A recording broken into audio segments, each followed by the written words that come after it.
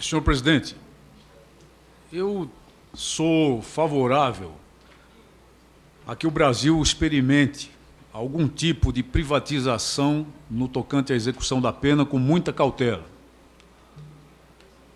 Eu reconheço que o projeto que o substitutivo apresentado apresenta muitas dessas cautelas, mas uma coisa me preocupa. O artigo 86A, com a nova redação, o artigo 86A da Lei 7.210, com a nova redação, passa a permitir o cumprimento de pena em instituições particulares, desde que autorizado pelo juiz da execução, no caso de toxicômanos ou portadores de doenças infecto-contagiosas. Ora, eu acho que toda a população carcerária do país vai se apresentar como dependente química.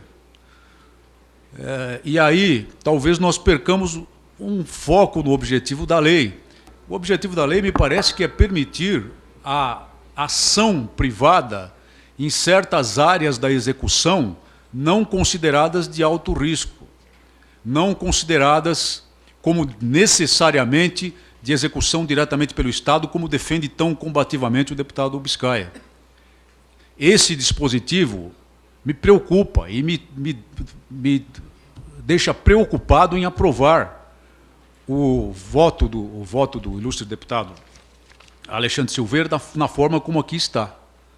Eu consulto o ilustre deputado Alexandre Silveira, relator, se ele não levaria em consideração os argumentos que eu expendi e, neste momento, faria uma modificação no seu voto, retirando o inciso 2º da nova redação do artigo 86A da Lei 7.210. Senhor presidente. Deputado, antes de passar ao... Antes que o deputado Alexandre Silveira se manifeste, eu queria acompanhar essa fala do deputado Paes de Lira, que eu acho que tem pertinência sim, sabe? E eu queria me associar a ele nessa abordagem ao relator, deputado Alexandre. O artigo 86A, no inciso 1º, eu penso que a parte final do inciso 1º poderia ser suprimida, onde diz, inclusive, em relação a tratamento psicológico. Não é tratamento psiquiátrico que diz respeito ao inimputável, psicológico. O preso está estressado, pega um laudo que está estressado e vai ser internado numa entidade privada. Ou de dependência química.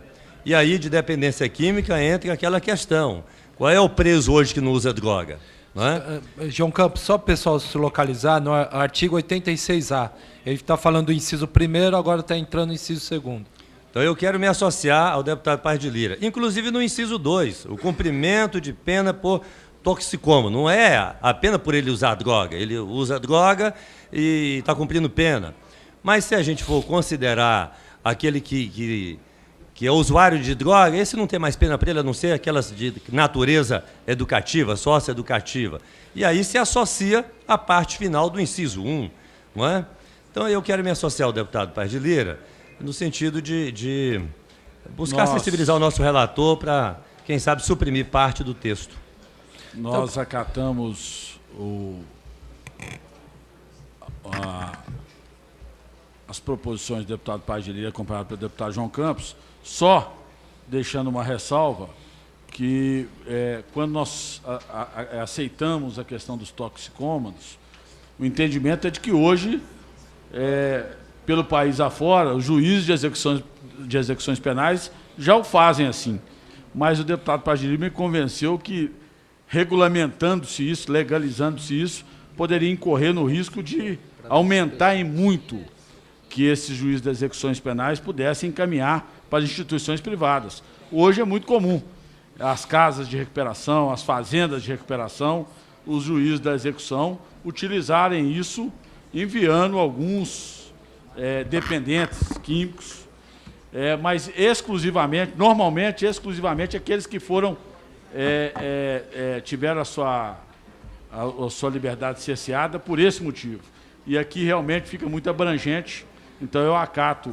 E o juiz leva muito em conta, às vezes, o regime semiaberto, aí o juiz termina... Exatamente. Eu acato agora, faço uma ressalva, deputado João Campos, para que Vossa Excelência pudesse apenas esclarecer, junto com o deputado Paz de Lira, a nova redação, para que não houvesse dúvida na aprovação do substitutivo.